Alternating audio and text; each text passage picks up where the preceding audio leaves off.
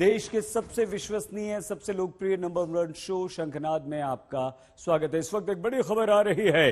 प्रधानमंत्री नरेंद्र मोदी और कार्यवाहक मुख्यमंत्री उत्तर प्रदेश योगी आदित्यनाथ के बीच चल रही मुलाकात खत्म हो गई।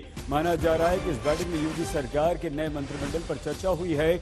उत्तर प्रदेश में प्रचंड जीत के बाद पौने 2 घंटे तक ये मुलाकात चली। प्रधानमंत्री नरेंद्र मोदी ने योगी आदित्यनाथ को बधाई दी और कहा कि आपके अथक परिश्रम का ये परिणाम है कि ये जीत आपको हासिल हुई है। और प्रधानमंत्री नरेंद्र मोदी ने भी उत्तर प्रदेश में चुनाव प्रचार में कोई कोर कसर नहीं छोड़ी।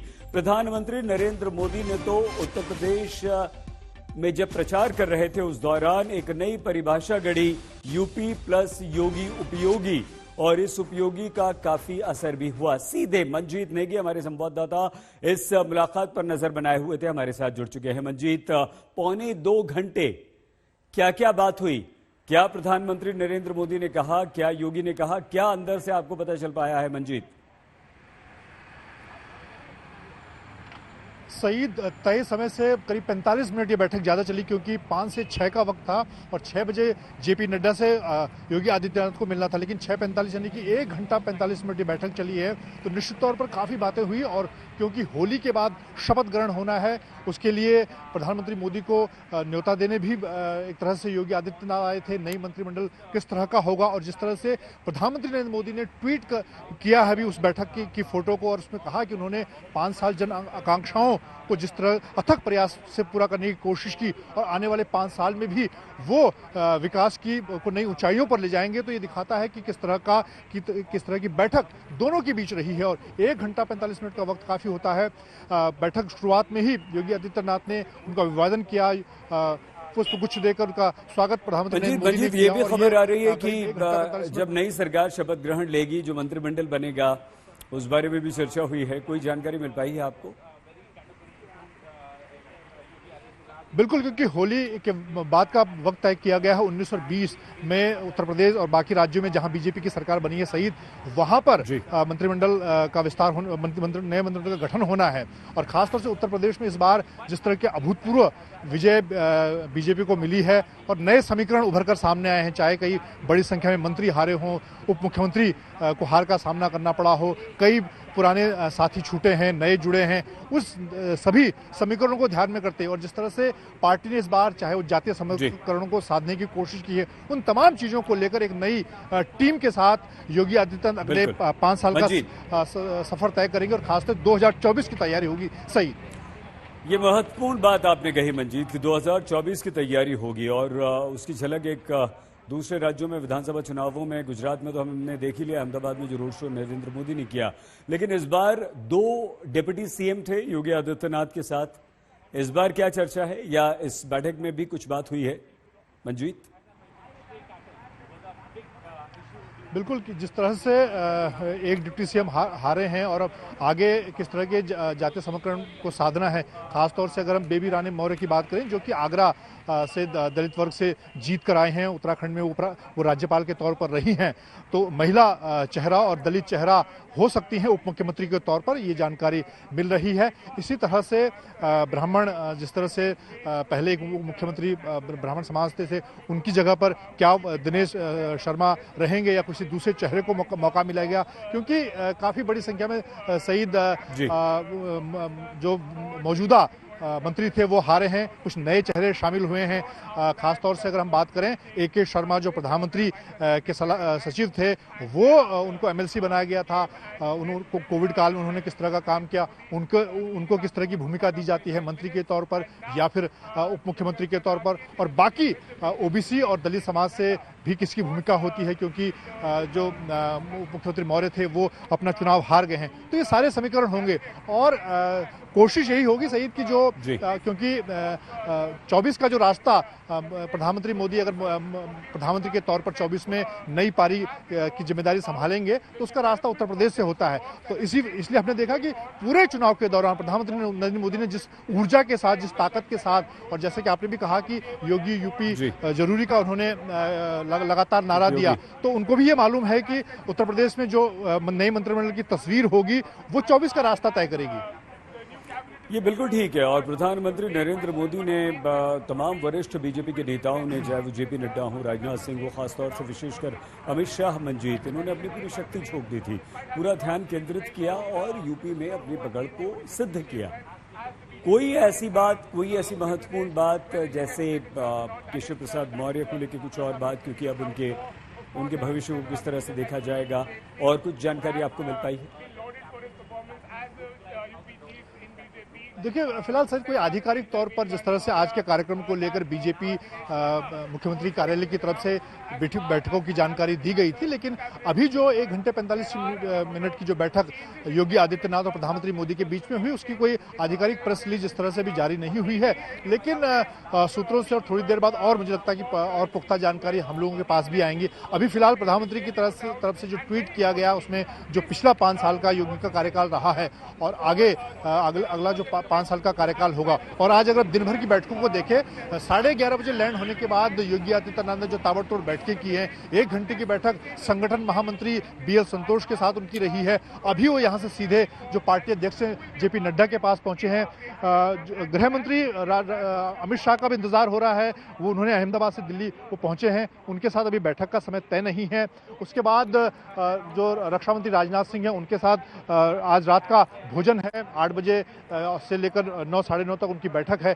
तो ये सारी जो बैठकों की कवायद है, जो तमाम बीजेपी के नीति निर्धारक और बड़े लोग हैं पार्टी की, जिनकी भूमिका है, उनके साथ बैठक का मकसद यही है। और खासतौर से प्रधानमंत्री के साथ तय समय से ज्यादा जो बैठक हुई है, 1 घंटा 45 मिनट, क्योंकि 1 घंटे का वक्त तय था, 5 से 6 ये बैठक होनी थी, लेकिन 1 घंटा 45 से ज्यादा हम प्रधानमंत्री नरेंद्र मोदी का ये ट्वीट दिखा रहे हैं इस वक्त, जिसमें उन्होंने कहा है कि ऐतिहासिक जीत की बधाई। बीते 5 वर्षों में उन्होंने, यानी कि योगी आदित्यनाथ ने, जन आकांक्षाओं को पूरा करने के लिए अथक परिश्रम किया है। मुझे पूर्ण विश्वास है कि आने वाले वर्षों में वो राज्य को विकास की और अधिक ऊंचाइयों पर ले जाएंगे। नरेंद्र मोदी प्रधानमंत्री, ये ट्वीट किया, एक बार हम आपको फिर से पढ़ के सुना देते हैं। आज योगी आदित्यनाथ जी से भेंट हुई, उन्हें उत्तर प्रदेश चुनाव में मिली ऐतिहासिक जीत की बधाई दी। बीते 5 वर्षों में उन्होंने जन आकांक्षाओं को पूरा करने के लिए अथक परिश्रम किया।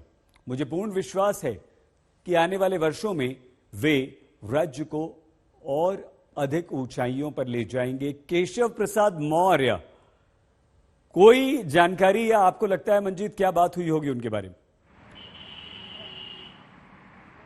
एक जो जानकारी और एक जो मुझे लगता है कि महत्वपूर्ण है, इस बार सईद आप देखें जिस तरह का मैंडेट योगी आदित्यनाथ को मिला है और उन्होंने जिस तरह का प्रचार किया है, प्रधानमंत्री नरेंद्र मोदी की जिस तरह की चीजें हुई हैं, पिछली बार जिस बोझ के साथ उन्होंने 5 साल एक तरह से उन पर दबाव तमाम समीकरणों का रहा है, चाहे हम केशव प्रसाद मौर्य की बात करें, बाकी जो मुख्यमंत्री हैं, मंत्री हैं, उस तरह के दबाव से इस बार वो मुक्त हैं। और मुझे लगता है कि प्रधानमंत्री नरेंद्र मोदी भी उन्हें नए मंत्रिमंडल को लेकर ज्यादा फ्रीडम इस बात देंगे। और जिस तरह की बॉडी लैंग्वेज हमने देखी निकलते वक्त, जाते वक्त, और जो बैठक करीब 1 घंटे 45 मिनट चली है, उसमें इस बार वो पुराने जो दबाव, पहली बार मुख्यमंत्री के तौर पर जो दबाव योगी आदित्यनाथ के ऊपर था, और क्योंकि चुनाव के दौरान मैंने भी उनके साथ चुनाव रैलियों में उनका इंटरव्यू किया, उनसे बातचीत की, तो वो ज्यादा आत्मविश्वास से लवरेज नजर आ रहे हैं। और आज की जो उनकी प्रधानमंत्री के साथ 1 घंटा 45 मिनट की बैठक है, उसमें मुझे लगता है कि निश्चित तौर पर नए मंत्रिमंडल को लेकर जो बातें हुई हैं, प्रधानमंत्री को उन्होंने न्योता दिया है। प्रधानमंत्री और गृहमंत्री अमित शाह, रक्षा मंत्री राजनाथ सिंह, पार्टी अध्यक्ष, तमाम बड़े नेताओं की जाने की संभावना भी है। जब होली के बाद 19 या 20 में शपथ ग्रहण की जब तारीख तय होगी, इन सभी चीजों पर चर्चा हुई है। मंजीत, आप हमारे साथ बने रहिए, हम और बातचीत आपसे करेंगे। मंजीत नेगी हमारे संवाददाता लगातार हमारे साथ रहेंगे। महत्वपूर्ण मुलाकात प्रधानमंत्री नरेंद्र मोदी योगी आदित्यनाथ की, लेकिन बीजेपी अध्यक्ष जेपी नड्डा से मिलने, अमित शाह और राजनाथ सिंह से मिलने का उनका कार्यक्रम है। यानी कि एक बार फिर से योगी आदित्यनाथ पूरे जोश और खरोश के साथ और आक्रामक ढंग से अपने पार्टी नेताओं से मिल रहे हैं। उत्तर प्रदेश में सरकार बनाने की तैयारी उनकी तरफ से पूरी हो चुकी है, लेकिन लगातार दूसरी बार उत्तर प्रदेश की सत्ता हासिल कर योगी आदित्यनाथ ने एक इतिहास रचा है, और ये जीत बाबा की बड़ी जीत है।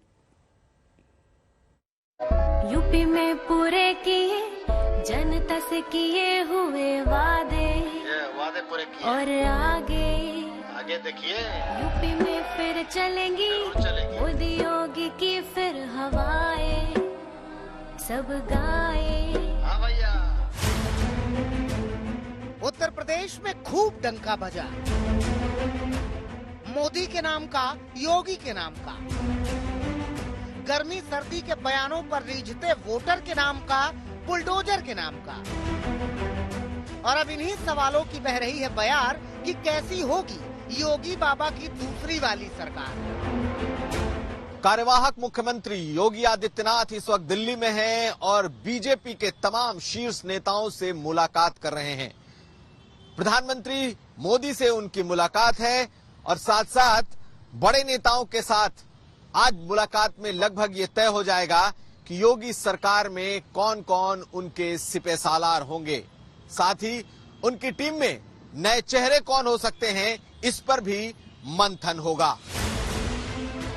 सवाल तो यही है कि वो नए चेहरे कौन होंगे। सवाल ये भी है कि इस बार भी क्या 2 डिप्टी सीएम होंगे। सवाल ये भी है कि डिप्टी सीएम कौन कौन बनेगा। केशव प्रसाद मौर्य को कैसी और कौन सी जिम्मेदारी दी जाएगी। इन सवालों के जवाब जब आएंगे तब आएंगे, मगर राजनीतिक हलकों में ये चर्चा जोरों पर है कि योगी आदित्यनाथ की सरकार में मंत्रियों का चयन 2024 के चुनाव को ध्यान में रखकर किया जाएगा। शनिवार को मुख्यमंत्री आवास में एक बैठक हुई है जिसमें कार्यवाहक UP CM Yogi Adityanath, BJP के यूपी चीफ स्वतंत्र देव सिंह और यूपी के प्रभारी राधा मोहन सिंह की मुलाकात हुई और बातचीत हुई है। बातचीत इस मसले में हुई है कि इस बार सरकार का क्या स्वरूप होगा और मंत्रिमंडल में कौन कौन से वो चेहरे हैं जिनकी एंट्री होगी। फिलहाल इसका जो नेक्स्ट फेजेस मीटिंग का वो दिल्ली में होना है, जिसमें अमित शाह और प्रधानमंत्री नरेंद्र मोदी भी मौजूद रहेंगे। खबर है कि मंत्रिमंडल का स्वरूप क्षेत्रीय और जातीय समीकरणों के हिसाब से तय किया जाएगा। राजनीतिक हलकों में चर्चा है कि योगी सरकार में इस बार कम से कम 3 डिप्टी सीएम बनाए जा सकते हैं। इनमें एक पिछड़ा, एक दलित और एक पश्चिम यूपी से डिप्टी सीएम बनाया जा सकता है। इन चर्चाओं में कितना दम है ये तो समय के साथ साफ हो जाएगा, मगर इतना जरूर है कि बीजेपी की सहयोगी पार्टियों में भी हलचल है। जब एक चाय वाले बेटे प्रधानमंत्री बना सकते, बात कुछ भी करा, लेकिन आज के जो दिन है भारतीय जनता पार्टी बड़े भाई की भूमिका में है। बड़ा भाई छोटे भाई को लायक माना, गले लगाया, लायक माना, 11 सीट जितवाया। जिस लायक होगा उस तरह के हमें भार देंगे। संजय निषाद को एक भी आकांक्षा है डिप्टी सीएम बनने की? हमारी एक ही आकांक्षा, जिनकी 2 जून की रोटी छीनी गई, कपड़े मकान छीने गए हैं और जिन्होंने देश को आजाद कराया था, उन्हें कानून बनाकर अंग्रेजों ने उजाड़ा था, उसे अंतः समय अंगार कमेटी का रिपोर्ट लागू हो जाए। दिल्ली में ही योगी सरकार पार्ट 2 का मॉडल भी तैयार होगा।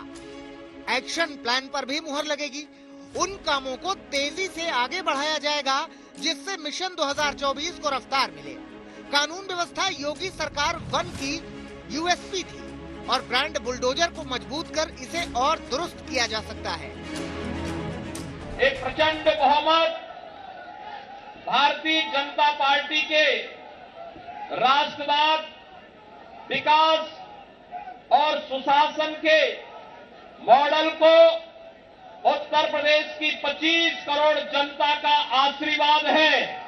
आपने देखा होगा भारतीय जनता पार्टी की डबल इंजन की सरकार ने 5 वर्षों से लगातार उत्तर प्रदेश के अंदर सुरक्षा का जो माहौल दिया, उत्तर प्रदेश की आस्था को सम्मान देने का जो कार्य किया, उत्तर प्रदेश के अंदर आदरणीय प्रधानमंत्री जी के मार्गदर्शन में विकास के कार्यक्रमों को जिस मजबूती के साथ आगे बढ़ाने का कार्य किया। माना जा रहा है कि शपथ लेते ही योगी सरकार संकल्प पत्र पर काम तेज कर देगी। प्रधानमंत्री मोदी ने आवारा पशुओं पर यह ऐलान किया था चुनाव के दौरान कि वो इस मुद्दे पर कोई न कोई बड़ा कदम उठाएंगे। तो अब तमाम नजरें रहेंगी कि आखिर इस पर क्या फैसला होने जा रहा है। इसके अलावा खाली पदों पर, खाली रिक्तियों पर क्या फैसला लेगी सरकार। गन्ना मूल्य का भुगतान और 14 दिन के बाद अगर मिलता है तो ब्याज पर क्या होगा, और साथ साथ होली में फ्री सिलेंडर की सौगात कैसे मिलेगी। इन तमाम पहलुओं पर मंथन और साथ साथ जनता की उम्मीदों पर खरा उतरने का चैलेंज होगा। 2022 की जीत बीजेपी के लिए 2017 की जीत से बड़ी है। 5 साल सरकार के बाद भी ब्रांड मोदी योगी का जादू सिर चढ़कर बोला है। जाहिर है बीजेपी 2024 में इस जादू को और मजबूत करना चाहेगी। सबसे बड़ी बात, योगी जी की सरकार की शक्ति से मनचलों, गुंडों, दबंगों, दंगाइयों में जो डर पैदा हुआ है वो हमारी बहन बेटियों के हौसले को बुलंद करने में बहुत उपयोगी है। दिल्ली का रास्ता लखनऊ से होकर ही जाता है। 2 साल बाद दिल्ली की रेस है और ये रेस जीतने के लिए बीजेपी हर हाईवे को चकाचक करेगी, जो बीजेपी के सफर को और आसान बनाए। लखनऊ से कुमार अभिषेक और समर्थ श्रीवास्तव के साथ मनजीत सिंह नेगी, दिल्ली आज तक। आगे बढ़ते हैं बात कांग्रेस की, क्योंकि 5 राज्यों में कांग्रेस की बुरी तरह से हार हुई और उसके बाद कांग्रेस में घमासान मच गया। बीजेपी के वरिष्ठ नेताओं की नाराजगी जग जाहिर है और लगातार कांग्रेस आलाकमान पर प्रश्न उठाए जा रहे हैं। इसी हार का मंथन करने के लिए दिल्ली में कांग्रेस वर्किंग कमेटी की बैठक हुई है और ऐसा माना जा रहा है, ये बैठक चल रही है अभी, कि इस बैठक में कांग्रेस की तरफ से कुछ सख्त निर्णय किए जा सकते हैं। सोनिया, राहुल, प्रियंका तीनों बैठक में मौजूद हैं। हार के कारणों की समीक्षा हो रही है। ऐसा क्या हुआ कि उत्तर प्रदेश में लगातार हाशिए पर चल रही कांग्रेस अब लगभग वहां से साफ हो गई है। सीधे सुप्रिया भारद्वाज हमारी संवाददाता इस बैठक पर अपनी नजर बनाए हुई हैं। ये बहुत बुरी हार कांग्रेस की, क्या मंथन चल रहा है, क्या हो रहा है, अध्यक्ष को लेकर क्या कोई बात हुई है सुप्रिया? क्या इन 5 राज्यों में हार के लिए किसी को जिम्मेदार ठहराया जा रहा है? क्या कुछ जानकारी अभी तक मिल पाई है? देखिए सही, सबसे पहले तो मैं आपको एआईसीसी का जो मुख्यालय है जहां पर बैठक चल रही है उसका दृश्य दिखाना चाहूंगी। वो जो कमरा आप मेरे पीछे देख रहे हैं वहां लगभग 50 से ज्यादा कांग्रेस पार्टी के तमाम वरिष्ठ नेता मौजूद हैं। इसके साथ साथ कांग्रेस के अध्यक्षा सोनिया गांधी और राहुल गांधी और प्रियंका गांधी भी मौजूद हैं। जहां तक सवाल है कांग्रेस के शीर्ष नेतृत्व का, आज कांग्रेस पार्टी के तमाम जितने वरिष्ठ नेता हैं, सबसे पहले अशोक गहलोत जो कि राजस्थान के मुख्यमंत्री है वो आए, उनके बाद जितने भी बाहर नेता यहाँ पर आए हैं, इंक्लूडिंग जो नेता G23 के हैं, उन्होंने भी कहा कि कहीं किसी को कोई भी शक नहीं है, शुबा नहीं है, कोई भी क्वेश्चन मार्क कांग्रेस पार्टी के आला कमान पर कोई भी नहीं उठा रहा है। मुद्दा यह है कि कैसे कांग्रेस पार्टी के अंदर जो बाकी ऑर्गेनाइजेशनल स्ट्रक्चर है उसको बदलाव किया जाए, नए लोगों को लाया जाए, नई सोच को लाया जाए, कैसे इसको रिवैम्प किया जाए। जहां तक कांग्रेस पार्टी के तमाम वरिष्ठ नेता हैं, उनका यही कहना था कि राहुल गांधी जिन्होंने 2019 में नैतिक जिम्मेदारी लेते हुए रिजाइन किया था कांग्रेस पार्टी के अध्यक्ष के पोस्ट से, उनको एक बार फिर से पूरी तरह से कमान संभालनी चाहिए और पूरी की पूरी पार्टी को रिवैम्प करना चाहिए। जब ये अंदर बैठक चल रही थी उसी समय जो बाहर है, बल्कि अभी भी जो है 10 जनपद के पास जो है काफी नारेबाजी हो रही है, वहां पर जितने कांग्रेस पार्टी के कार्यकर्ता हैं वो लोग पहुंचे। बहुत धन्यवाद सुप्रिया। और आएंगे आपके पास। सुप्रिया भारद्वाज हमारी संवाददाता जानकारी दे रही थी। लगभग 7 दशकों तक हमारे देश में किसी न किसी रूप में अपनी उपस्थिति दर्ज करवाने वाली सबसे पुरानी पार्टी कांग्रेस जो है वो बुरी तरह से इन 5 राज्यों में हार गई है। अब हार के कारणों की हो रही है दिल्ली में समीक्षा।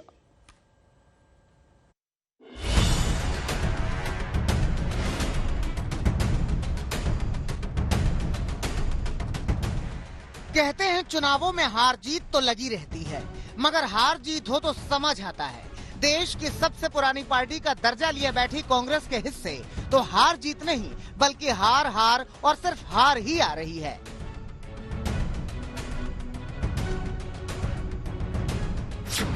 उत्तर प्रदेश में कांग्रेस को बुरी तरह हार मिली। 403 सीटों में कांग्रेस सिर्फ 2 सीटें ही जीत सकी।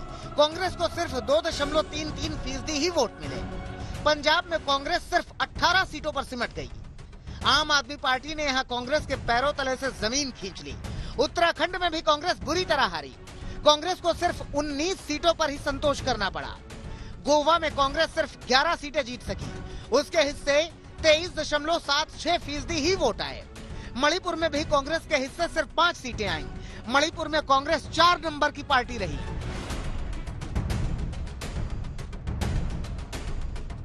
कांग्रेस की इस बुरी तरह से हार का नतीजा ही था कि कांग्रेस के भीतर एक बार फिर से असंतोष के सुर तेज हो गए।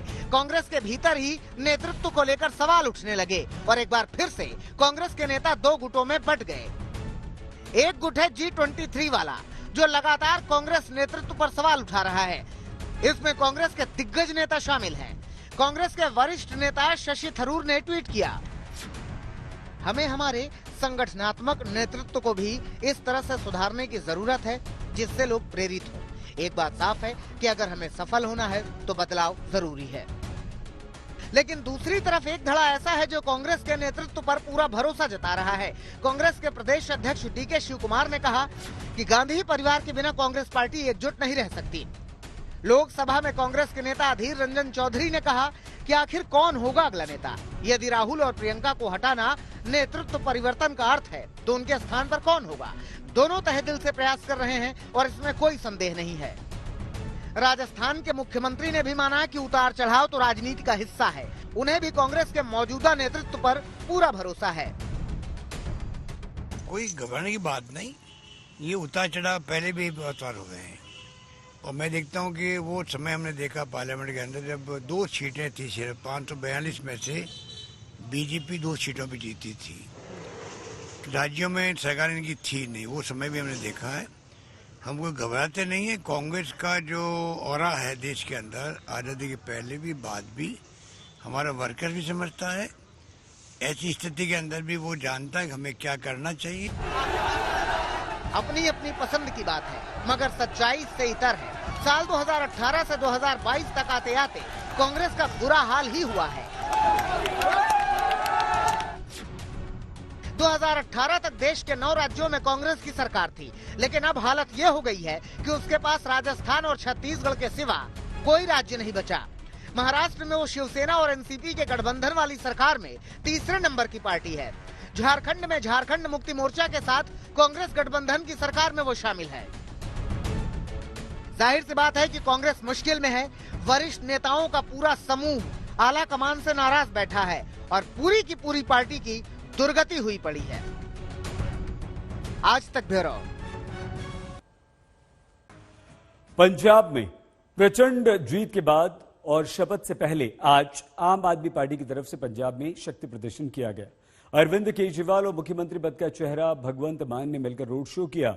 इस रोड शो में पंजाब के भविष्य की बात की गई तो ये भी कहा गया कि पंजाब में भगवंत मान की सरकार कड़े एक्शन लेने को तैयार हो चुकी है।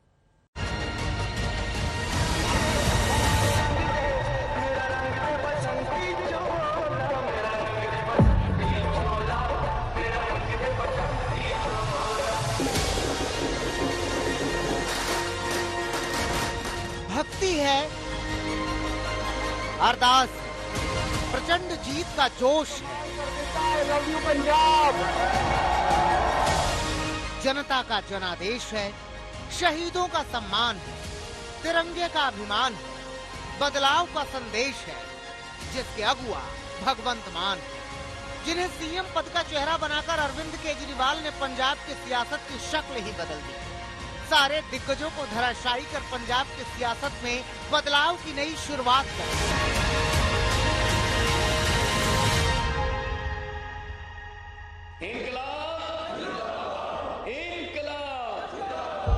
मेरा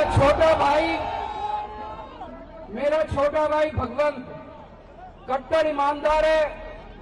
ईमानदार सीएम मिला है, ईमानदार सरकार बनेगी। अगर कोई हमारा अपना मंत्री भी, अगर हमारा कोई एमएलए भी अगर इधर उधर करेगा उसको बख्शेंगे नहीं, सीधा जेल भेजेंगे।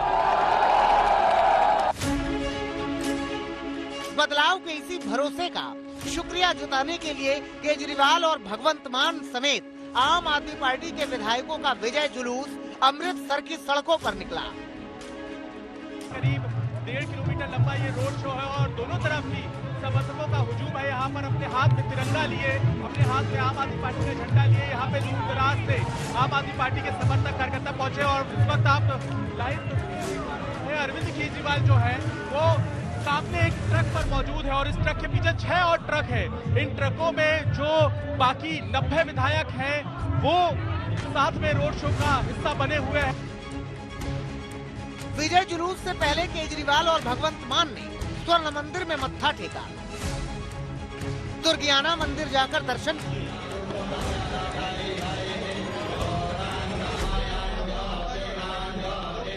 महर्षि वाल्मीकि मंदिर में पूजा की। जलियांवाला बाग पहुंचकर शहीदों को नमन किया।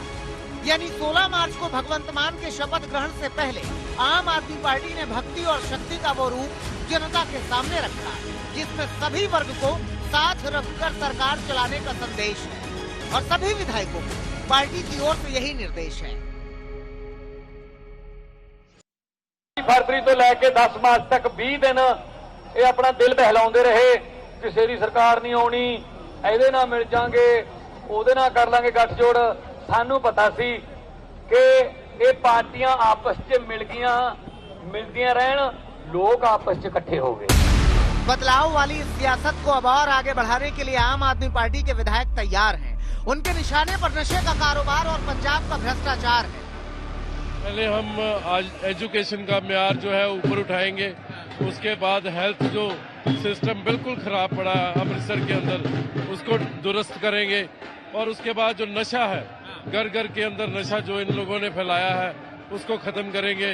और उसके बाद जितनी बेसिक प्रॉब्लम्स है, जैसे राशन कार्ड है, पेंशन कार्ड है, ये छोटी छोटी पीने वाला पानी है, बिजली के बिल है, ये सब तमाम चीजों को हम दुरुस्त करेंगे। मोगा में पिछले 10-15 सालों से कोई डेवलपमेंट नहीं हुई है। मोगा में बहुत सारे काम करने वाले हैं, लेकिन हम सफाई और सिविल हॉस्पिटल से कल करने जा रहे हैं।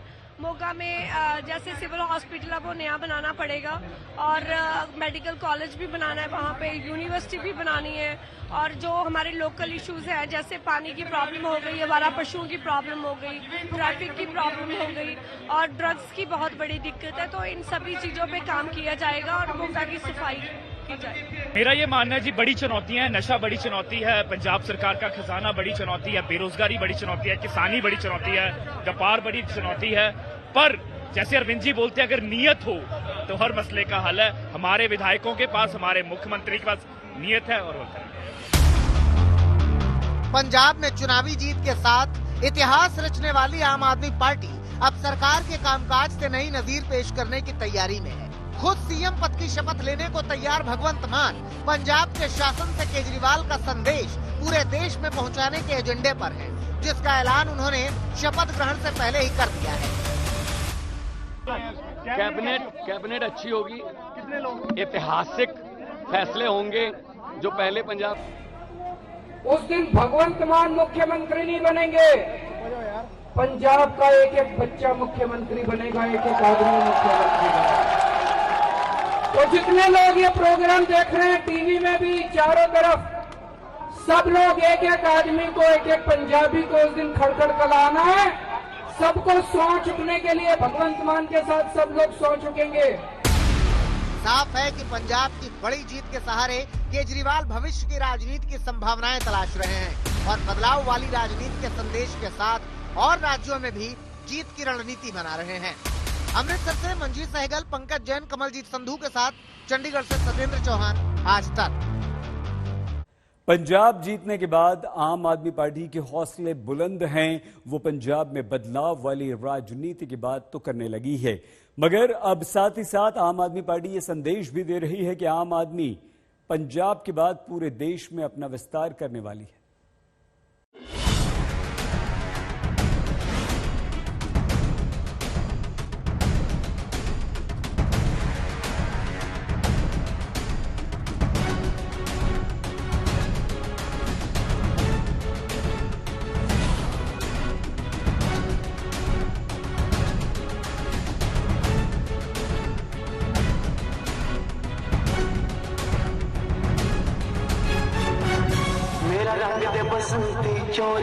आम आदमी पार्टी ने पंजाब में बम्पर जीत का जश्न कुछ इस अंदाज में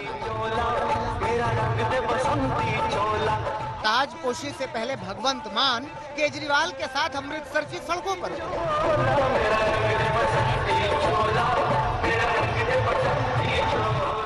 भरोसा जताने के लिए जनता के आगे नतमस्तक हुए, उन्हें नमन किया। हम गुरु साहब जी के सामने नतमस्तक हुए, फिर दुर्गाना मंदिर में नतमस्तक हुए, राम तीर्थ मंदिर में मन नतमस्तक हुए, जलियांवाला बाग जाके शहीदों के सामने नतमस्तक हुए। अब हम पंजाब के 3 करोड़ लोगों के सामने नतमस्तक हो रहे हैं। तुसी कमाल कर देता, तुसी कमाल कर देता। I love you Punjab.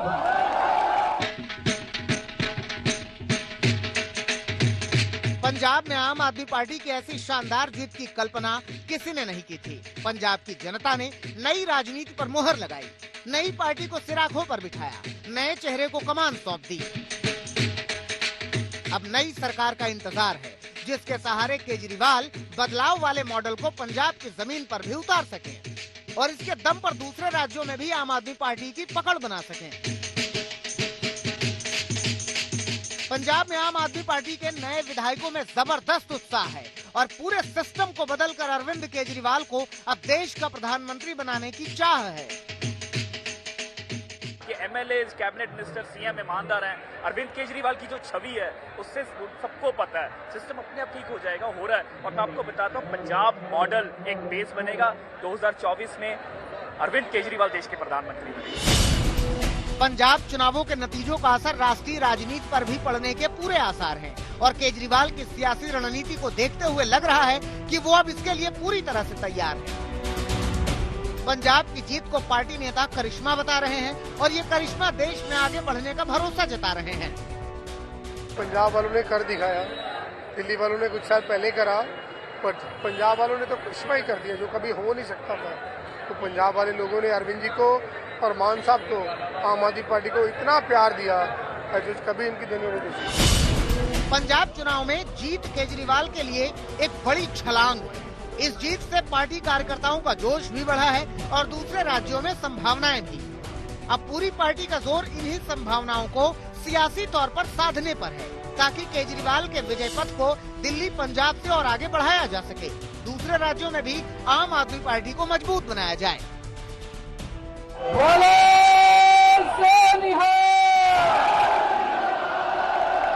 Bharat माता की, भारत माता की। 16 तारीख को अरविंद केजरीवाल ने पंजाब की जीत को इंकलाब कहा और इस बात का इशारा भी कर दिया कि आने वाले वक्त में उनका काम पूरे देश में पैर पसारने वाला होगा। आज समय आ गया है। पहले दिल्ली में इंकलाब हुआ, अब पंजाब में इंकलाब हुआ, अब ये इंकलाब पूरे देश के अंदर फैलेगा। लेकिन इस भारी जीत से साफ है कि पंजाब की जनता ने आम आदमी पार्टी को भरपूर समर्थन दिया है और उन्हें पार्टी से उम्मीदें भी हैं। अब सबसे बड़ी चुनौती है इन उम्मीदों पर खरा उतरने की, जिसके लिए सीएम भगवंत मान को बड़ी मशक्कत करनी होगी।